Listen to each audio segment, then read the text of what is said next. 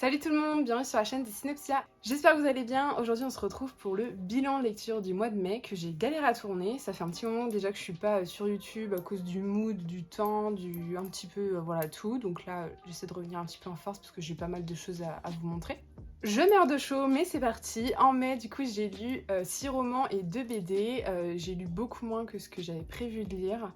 Je suis un petit peu déçue de ce côté-là et en même temps je suis contente parce que ce que j'ai lu c'était vraiment de très bonnes lectures, donc ça rattrape un petit peu le tout.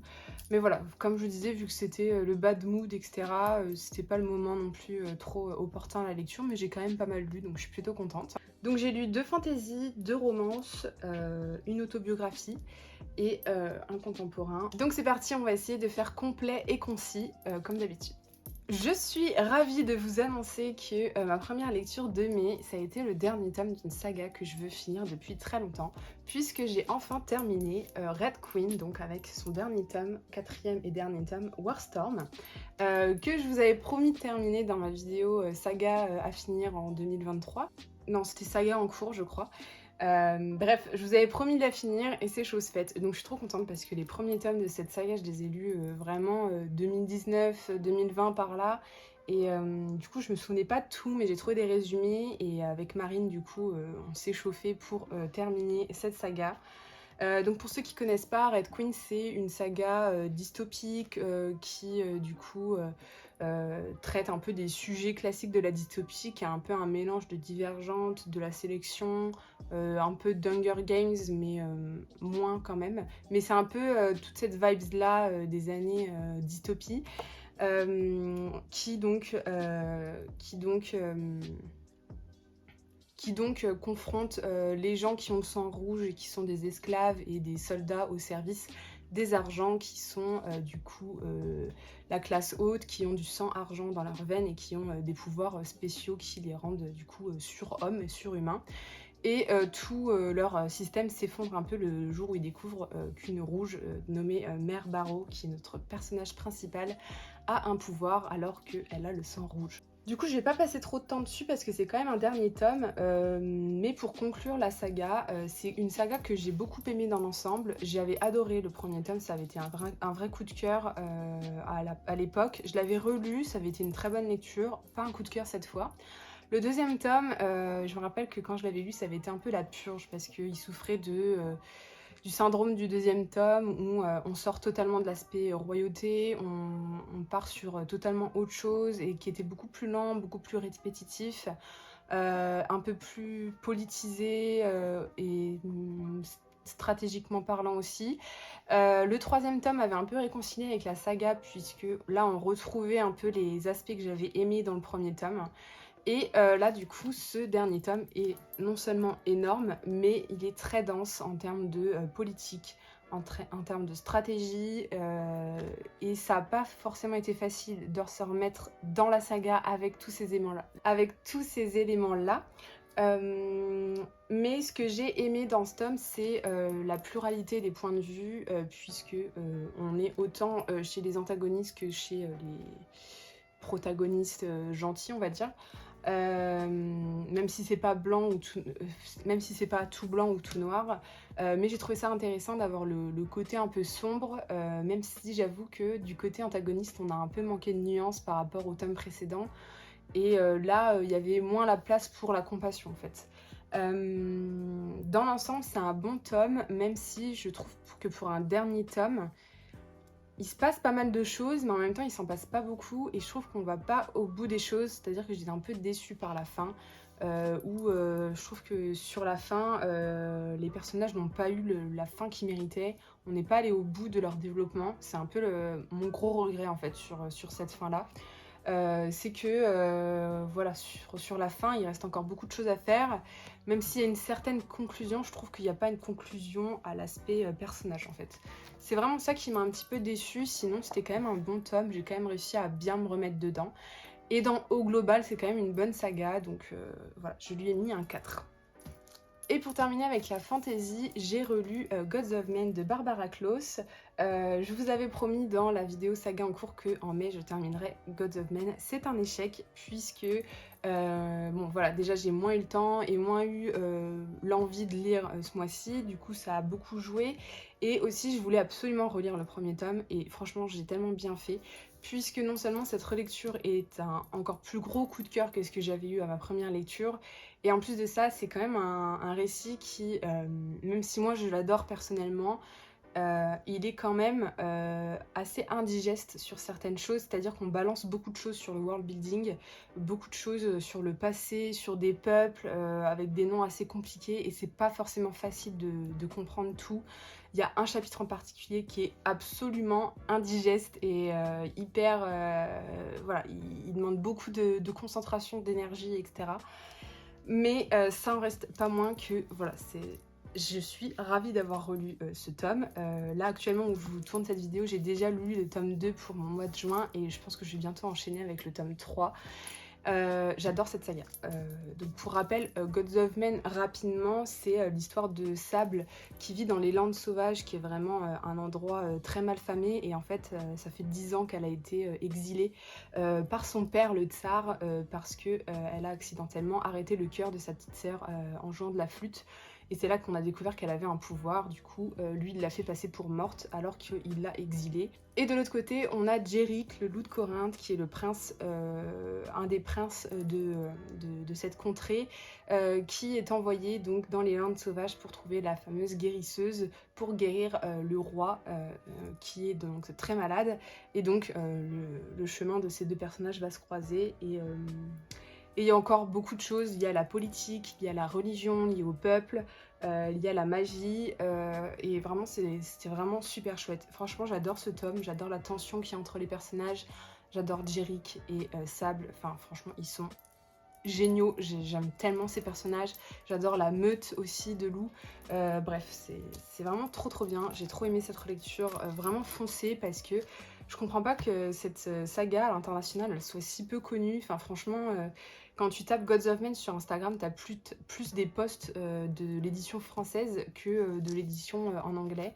Voilà, je pense qu'elle n'est pas hyper connue et franchement, elle mérite de l'être parce que je l'adore. Et spoiler alerte, j'ai aussi eu un petit coup de cœur pour le tome 2. Donc, mais je pense que vraiment, j'ai su apprécier ce tome 2 aussi parce que j'ai relu celui-ci.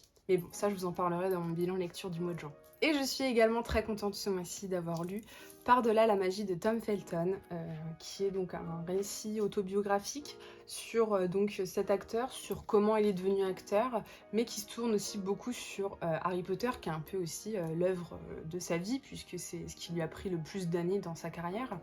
Donc voilà, comment il est devenu acteur, on en apprend plus sur sa famille, sur lui, sa manière d'être, sur comment il est arrivé sur le tournage de Harry Potter, plein d'anecdotes sur le tournage d'Harry Potter, des anecdotes sur des acteurs aussi, et l'après Harry Potter, l'après la construction aussi d'un ado célèbre, comment il se construit avec la célébrité. Et donc cette partie après qui parle beaucoup de santé mentale et qui prend un twist qui met un twist en fait à l'histoire, puisque c'est une histoire en fait qui est racontée par Tom Felton avec vraiment un brin d'humour qui le rend hyper attachant, on a vraiment envie de le connaître, c'est ça aussi qui m'a fait beaucoup aimer cette lecture, c'est vraiment cette pointe de personnalité qui donne au récit. Et sur la fin, c'était vraiment hyper touchant, j'ai vraiment tout adoré. Et c'est vrai que je l'ai lu avec Laura et on se disait que ce serait tellement bien que tous les acteurs puissent publier quelque chose comme ça avec plein d'anecdotes sur le tournage, parce que c'est hyper croustillant. Et vraiment, c'était super chouette lecture, vraiment j'ai adoré, je lui ai mis 5 parce que c'était vraiment génial. Pour ceux qui adorent Harry Potter et notamment les films, parce que moi j'ai beaucoup plus d'attrait pour les films que les livres, puisque j'ai énormément vu les films, j'adore les acteurs et j'adore tout ce qui a attrait au show en fait, et donc c'était vraiment génial. Donc voilà, je vous le conseille, si vous aimez Harry Potter, vraiment foncez. En avril, je suis allée à Paris et je me suis procuré Nos plus belles années, donc de Clara Hérault, que vous avez sûrement vu passer, qui donc est un one-shot sur Ambre et Jade, qui sont deux meilleures amies qui s'installent à Lille pour vivre leurs premières années universitaires. donc qui seront leurs plus belles années. Donc c'est le récit de ces deux jeunes femmes qui vont découvrir un petit peu la vie étudiante à travers des bonnes et des mauvaises rencontres. C'est un récit qui est difficile à lire et qui a totalement sa place dans les récits féministes, puisqu'on y parle consentement, on y parle amitié, on y parle voilà, manifestation féministe avec du coup certains abus. C'est une lecture hyper poignante parce qu'en fait, au-delà du fait que ça traite d'un sujet dont il vous faudra lire les trigger warnings au début du récit, dans l'avant-propos, puisque c'est un sujet d'actualité, mais j'ai trouvé que ce roman était écrit d'une manière hyper réaliste, c'est-à-dire que tout ce que vivent Ambre et Jade, j'ai quasiment tout vécu dans, je sais pas, 95% des cas. Parce qu'au-delà de ça, c'est quand même voilà, l'histoire aussi de deux jeunes femmes qui se découvrent et qui apprennent aussi à se connaître elles-mêmes et qui vont essayer de se construire et qui vont connaître beaucoup de désillusions et voilà, c'est vraiment un récit que j'ai adoré, qui est hyper bien écrit, très poignant, très ancré dans la réalité aussi, et qui traite d'un sujet hyper important à mettre entre beaucoup de mains, je pense, et c'est criant de vérité, et c'est ça qui a beaucoup marché avec moi pour nos plus belles années. Comme vous pouvez le voir, j'ai beaucoup à noter, parce qu'il y avait beaucoup de bonnes citations. Je me suis beaucoup identifiée au personnage de Jade, personnellement, et voilà, c'était pas une lecture facile, hein, franchement, c'était assez poignant et j'ai hâte de lire d'autres choses de Clara Hero, même si son prochain roman sera un peu plus léger puisque ce sera une romance. Mais en tout cas, celui-ci, si le sujet vous intéresse et que certaines scènes ne vont pas trop vous heurter ou quoi, voilà, n'hésitez pas à lire avant l'avant-propos et ensuite de vous lancer dans l'histoire. En tout cas, voilà, j'ai vraiment adoré, c'était vraiment une chouette lecture, pas un coup de cœur, mais c'était super bien abordé, voilà, franchement, c'était vraiment super. Et ensuite, on passe à ma lecture VO du mois. J'ai lu The Cheat Sheet de Sarah Adams, que je découvre donc avec ce titre, qui est une rom-com sportive, voilà, qui est soft, voilà, il n'y a pas de scène spicy, et je l'ai beaucoup aimée parce que je trouvais que ça collait bien à l'histoire et au personnage. On va suivre Brie et Nathan qui se connaissent depuis le lycée et qui sont meilleurs amis. Brie, elle a vu tous ses espoirs de devenir ballerine s'envoler après un accident. Et Nathan, lui, a pu poursuivre sa carrière dans le football et maintenant fait partie d'une énorme équipe de football américain. Et donc on les retrouve quelques années plus tard, alors que les deux se retrouvent célibataires simultanément, puisque en fait les deux s'aiment en secret, mais aucun des deux ne l'a jamais avoué. Et là maintenant que les deux sont célibataires en même temps, les choses changent un petit peu du côté de Nathan. Il a envie de tester, voir ce qui peut se passer. Et Sarah Adams choisit donc le fake dating pour faire fonctionner cette histoire et faire fonctionner cette communication qui n'a jamais été bien faite entre Nathan et Brie sur leurs sentiments. Et c'était un super bon roman. Franchement, si vous voulez passer un bon moment, un moment fun parce que les personnages sont super drôles, un moment avec des personnages qui sont pas du tout toxiques, puisque voilà, on a quand même Nathan, c'est vraiment un homme capable, genre je veux un Nathan dans ma vie, il est hyper chou, et puis Brie est méga chou aussi. Ils ont tous les deux des monologues internes hyper fun, hyper frais. Nathan, de son côté, il a une relation assez fun avec ses coéquipiers qui vont un peu l'aider dans cette relation. Et de l'autre côté, on a Brie qui a aussi une relation assez spéciale avec sa sœur. Et on va aborder par-ci et là des petits sujets assez importants, mais avec légèreté en fait, pour coller au récit. On va pas rentrer non plus trop dans les détails, on va aborder les crises d'angoisse, la pression que peuvent mettre les parents, les traumatismes, les rêves, voilà, les rêves abandonnés, les rêves impossibles. Et voilà, j'ai vraiment beaucoup aimé, il se lit super vite, c'était hyper fluide et franchement l'anglais est assez abordable selon moi. Donc voilà, vraiment n'hésitez pas à vous lancer dedans, voilà, c'était vraiment excellent. J'ai beaucoup aimé, même si le dernier chapitre bonus m'a un peu laissé perplexe. Et enfin, je ne voulais pas terminer mon mois de mai sans avoir lu 6 livres. Et donc du coup, je me suis tournée à nouveau vers une romance en français cette fois-ci pour pouvoir lire assez rapidement puisque ça se lit relativement vite. Et donc, je me suis enfin lancée dans Campus Drivers, donc le tome 3, qui est centré sur le personnage de Lewis, qui va rencontrer donc Amy, qui est comme lui, elle adore les voitures, sauf qu'elle a un caractère vraiment très colérique, elle est assez distante et lui de son côté il doit recruter des nouveaux campus drivers, sauf qu'il ne veut pas d'une fille mais ses potes le poussent un peu à aller l'aborder pour justement lui faire passer quelques tests. Et dans celui-ci, on retrouve vraiment l'humour des premiers tomes de Campus Drivers sur la même lignée. Je l'ai beaucoup aimé. Je sais que c'est pas forcément le tome préféré de tout le monde. C'est pas le mien non plus, puisque vraiment le premier est beaucoup trop là pour qu'il y en ait un qui atteigne son niveau. Mais vraiment, je l'ai beaucoup aimé, même si ça parle beaucoup de voitures, beaucoup de mécanique, etc. Avec des trucs un peu invraisemblables, un caractère chez Amy qui est un peu... voilà, qui est pas très réaliste, mais on prend plaisir à le lire, c'est toujours aussi loufoque et c'est ça qui marche en fait dans Campus Drivers. J'ai beaucoup aimé aussi les thématiques qu'on aborde et le fait que voilà, Amy elle ait son caractère et elle ait son passif et que Lewis aussi va se révéler être un peu plus rebelle que ce qu'il essaie de montrer.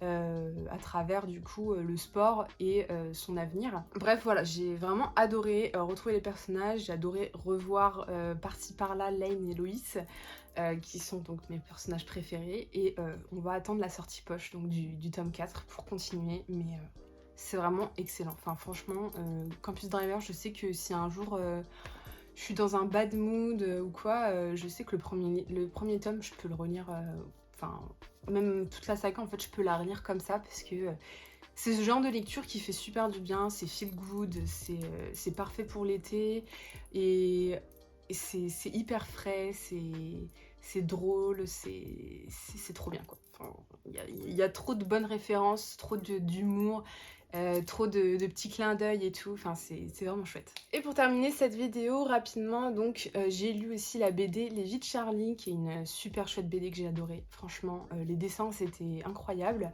puisqu'en fait on va suivre Charlie qui vit dans une société assez spéciale, qui est assez contrôlée, mais contrôlée autour du bien-être, et il vit dans... et du coup il travaille dans une société qui recycle les âmes des morts. Et ça pose pas mal de questions autour du deuil, autour de l'âme, autour de l'amour, aussi autour du bien-être humain, puisque en fait il est dans une société qui impose des horaires pour souffler, des horaires pour aller marcher, etc. Parce que statistiquement ou selon les études, ça participe au bien-être, sauf que à force c'est tellement millimétré et c'est tellement contrôlé qu'on se demande si c'est vraiment ça le bonheur. Enfin ça questionne beaucoup de choses et voilà, c'était vraiment une BD hyper touchante que j'ai beaucoup aimée et vraiment le trait et le choix de certaines couleurs, etc. Enfin c'était vraiment super chouette comme expérience. Et enfin j'ai aussi lu La Spinote du coup qui donc est écrit par l'autrice elle-même. Qui donc nous raconte un petit peu son témoignage sur l'avant et l'après diagnostic d'Asperger du coup, et donc on en apprend plus sur ce spectre-là. On sait qu'il y a encore beaucoup de choses à apprendre, que voilà, il y a beaucoup de choses qu'on ne sait pas. C'était super intéressant, hyper complet, très riche, voire peut-être un peu trop complet. Enfin, j'ai trouvé quand même l'ouvrage assez long. Pour autant c'est un super bel album, je trouve que voilà, ça rend bien hommage au dessin, aux couleurs, c'est vraiment super chouette. J'ai vraiment beaucoup aimé cette lecture aussi, c'était vraiment sympa et intéressant, voilà. Même si je trouve que pour les personnes qui veulent en savoir le plus possible sans non plus trop en lire, je trouve que c'était quand même assez long, mais c'était vraiment un chouette témoignage de sa part en tout cas, donc je suis ravie de l'avoir lu aussi. Donc voilà, c'est tout pour mon bilan du mois de mai. Je suis super contente parce que même si j'ai pas pu terminer Gods of Men et même si j'ai pas lu tout ce que je voulais lire, j'ai quand même fait de super belles lectures. Et en fait, plus ça avance, plus je connais mes goûts et plus je lis vraiment des choses que j'aime. Et ça, c'est cool. Même si sur certains titres, je sais que je prends des risques pour voilà, un petit peu peut-être tenter d'avoir un peu des déceptions des fois de temps en temps. Mais non, mais c'est super bien d'avoir que des bonnes lectures parce qu'au moins on n'a pas l'impression de perdre son temps non plus. Donc voilà, n'hésitez pas à me dire vous ce que vous avez lu en mai, quelles ont été vos lectures préférées et si parmi ce que j'ai lu, il y a des choses que vous avez lues. Et moi de mon côté, comme d'habitude, je vous souhaite de belles lectures et de bons visionnages et je vous dis à la prochaine vidéo. Salut!